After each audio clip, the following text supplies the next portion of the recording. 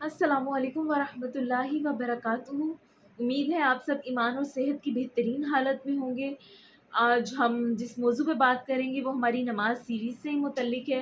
जैसे कि हम लोग अपनी नमाज सीरीज़ में मस्जिद के अहकाम पढ़ रहे थे, तो एक चीज़ जो मैं आपसे लास्ट वीडियो में शेयर नहीं कर पाई थी वो ये थी कि मस्जिदों में ऐलानात जो हैं वो किस किस्म के नहीं करना जायज़। एक तो मस्जिद के अंदर जो है वो ख़रीदो फ़रोख्त करना मना है। अगर आप किसी को करते देखें तो आपके अल्लाह इसकी रोज़ी में कभी बरकत ना हो, ठीक है। और अगर कोई अपनी गुमशुदा चीज़ के लिए मस्जिद के स्पीकर से ऐलान करे तो नबी सल्लल्लाहु अलैहि वसल्लम ने फरमाया कि तुम्हें ये चीज़ कभी ना मिले, ठीक है। तो मस्जिद से ऐलानात नापसंदीदा है, लेकिन बदकिस्मती से अब इस चीज़ का शऊर हमारे माशरे से ख़त्म हो गया है, तो ये काम जो है वो आम है, ठीक है। अल्लाह ताला हम सबको हिदायत दें। अज़ान और अकामत के बारे में आज हम जानेंगे। अज़ान जो है वो है पुकारना और नमाज के लिए पुकारना। जब मुसलमानों को नमाज का तरीका सिखा दिया गया तो ये एक बड़ी मुश्किल आई कि बाद जमात नमाज के लिए मुसलमानों को किस तरीके से जमा किया जाए एक वक्त में। तो किसी ने कहा बगल बजा के, किसी ने कहा सीटी बजा के, किसी ने कहा ऊंची ऊंची आवाज़ें लगाएं गलियों में। तो इन सब आइडियाज़ के अंदर ये हुआ कि अल्लाह ताला ने हज़रत उमर को ख्वाब में जो है वो अज़ान दिखाई और सुनवाई। तो फिर ये है कि जो हज़रत उमर ने जब ये ख्वाब बयान किया तो अज़ान का तरीका राइज किया गया और इस्लाम के पहले मुअज़्ज़िन हज़रत बिलाल हैं। हज़रत बिलाल ने सबसे पहले छत पे चढ़ के अज़ान दी थी। और छत पे चढ़ के क्यों दी थी? क्योंकि ऊंची जगह से आवाज़ ज़्यादा फैलती है, ठीक है। तो हज़रत बिलाल ने अज़ान दी थी और अज़ान के अल्फाज जब दोहराए जाएँ तो हमें क्या सिखाया गया है कि मुअज़्ज़िन जो जो अल्फाज दोहराएगा हम उनको पीछे दोहराएंगे।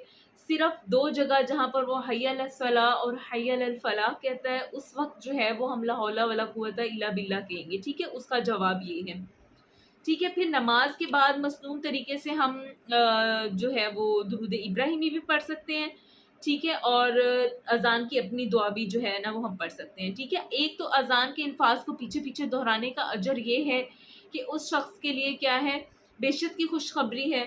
और फिर अज़ान की जो बाकायदा दुआ है, अल्लाहुम्मा रब्बा हाज़िहि दावति तामा वाली, इंशाअल्लाह ताला वो इस वीडियो के एंड पे जो है वो सही तलफ़्फ़ुज़ के साथ और वीडियो के साथ अपलोड की जाएगी, ताकि आप में से जो उस दुआ की दुरुस्तगी करना चाहता है वो कर ले। उसमें दो जगहों पे आम जो ज़ईफ़ रिवायात हैं उससे परहेज़ करें। एक इन्ना कला तुखलिफुल मियाद है और एक दरजातुर रफ़ीअ, इस तरह से कुछ अल्फाज हैं। ये जो है वो सुन्नत से साबित नहीं है और इनको कहना जो है वो दुरुस्त नहीं है उलमाए कराम की नज़र में। तो इसके अलावा जो बाकी दुआ है वो सही है और इस दुआ में हम अल्लाह के नबी सल्लल्लाहु अलैहि वसल्लम के लिए वसीला मांगते हैं, जिसका अल्लाह के नबी सल्लल्लाहु अलैहि वसल्लम ने हुक्म भी दिया है कि मेरे लिए वसीला मांगो, ठीक है। तो जो शख्स ये दुआ करेगा अज़ान के बाद तो अल्लाह के नबी सल्लल्लाहु अलैहि वसल्लम की शफ़ाअत नसीब होगी उसको क़यामत के दिन। अल्लाह ताला हम सबको नबी सल्लल्लाहु अलैहि वसल्लम की शफ़ाअत नसीब फ़रमाए, आमीन, ठीक है। इसके अलावा क्या है, अज़ान देने वालों के कितने बड़े दर्जात हैं कि हमें पता ही नहीं है। मुअज़्ज़िन जो है उसका बहुत बड़ा दर्जा है। देखिए वो सुबह अपनी नींद की कुर्बानी देता है, हम सब सो रहे होते हैं जब वो उठ के हमें अज़ान के लिए बुलाता है। तो मुअज़्ज़िन जो है वो औकात कार का ख़्याल रखता है और उसकी वजह से बहुत सारे लोग नमाज़ पढ़ते हैं। तो मुअज़्ज़िन चूँकि अल्लाह का कलमा बुलंद कर रहा होता है, इसलिए क़यामत के रोज़ मुअज़्ज़िन जो है उनकी गर्दनें लंबी होंगी। और एक और चीज़ जो है कि जो चीज़ जहाँ तक अज़ान जाती है, जो भी चरिंद परिंद पत्थर इंसान और जिन जो हैं उसको सुनते हैं अज़ान को, हदीस में आता है कि हर वो चीज़ जो है वो क़यामत के दिन जो है वो उस मुअज़्ज़िन के हक़ में सिफ़ारिश करेगी। तो किस कदर बड़ा दर्जा है मुअज़्ज़िन का। हमें चाहिए कि हम किसी अपने बच्चे को सिखाएँ, उसके दिल में शौक़ डालें और फिर उसको किसी टाइम मस्जिद के कारी साहब से कह के उसे मौका दिलवाएँ कि वो भी कोई एक अज़ान दे, ताकि हमें अपने बच्चे पे फ़ख्र हो क़यामत के दिन के, या अल्लाह ये हमारा बच्चा है जिसने तेरा नाम बुलंद किया था, ठीक है।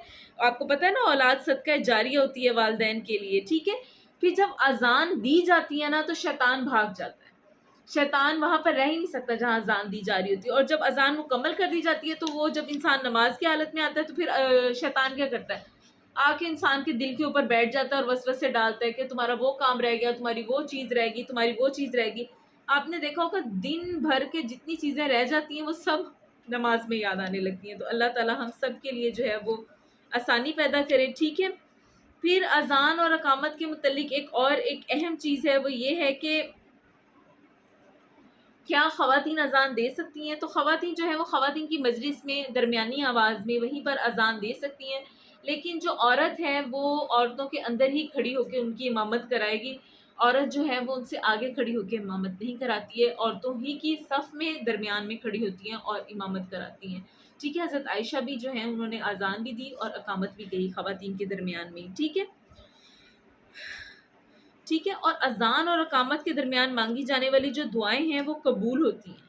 اذان اور اقامت کے درمیان خاص طور پر دعا کریں اللہ تعالیٰ سے، جو آپ مانگنا چاہتے ہیں اپنے لیے اس وقت میں باتیں نہ کریں، اللہ تعالیٰ ہماری وہ سب دعائیں قبول کریں جو ہم مانگتے ہیں۔ اللہ تعالیٰ ہم سب لوگوں کو جو ہے وہ ہدایت دیں اور اذان کو بہترین طور پہ سننے کی اور پھر اس کے بعد دعائیں مانگنے کی اور اس پہ عمل کرنے کی توفیق عطا فرمائیں۔ انشاءاللہ تعالیٰ ہم اپنی نیکسٹ ویڈیو جو ہے وہ سترے سے متعلق بنائیں گے، تو جب تک جو ہے وہ آپ کوشش کریں کہ جو اذان کی دعا ہے اس کو یاد کر لیں۔ سبحانک اللہم و بحمدک اشہد ان لا الہ الا انت استغفرک و اتوب الیک۔ السلام علیکم و رحمۃ اللہ وبرکاتہ۔